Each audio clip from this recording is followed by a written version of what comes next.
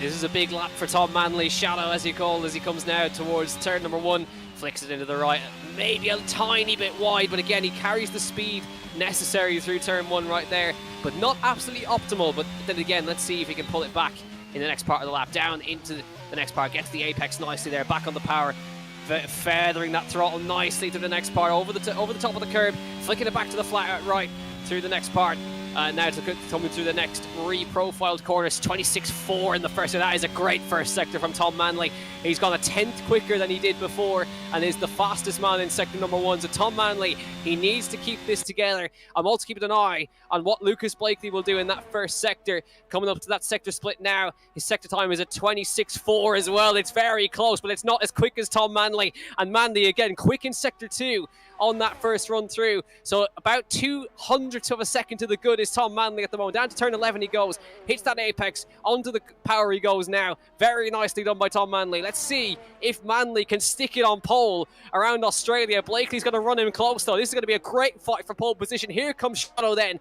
Manley around the last corner. Has he hooked it up together? Up towards the start-finish line now. Can Tom Manley put it on pole position for Australia? He can provisionally. 16.5 for Tom Manley. Can Lucas Blakeley beat it? Is the question. It's a mega for middle sector from Lucas Blakeley. 43.9. He's 800ths up on his best. This may be enough. It needs to be perfect though. Lucas Blakeley up towards the start-finish line now. Is enough to steal pole position here in Australia. It is a 16.4 for Lucas Blakeley, and he steals provisional pole position. Can anybody beat that?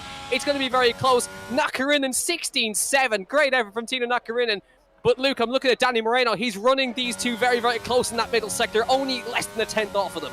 Yeah, Moreno's flying at the moment. What can Yoda want me to do? Reigning esports champion can only get himself up in towards 6th place, and it is all going to be about his teammate. Can he find some time in the final sector to get himself onto the front row? Can we see Danny Moreno get pole on his debut this season? He loses out quite a lot in the final sector in the end, and it is only 6th position for Danny Moreno. But Lucas Blakeley, he was pushed hard in that session, and he takes pole position once again this season.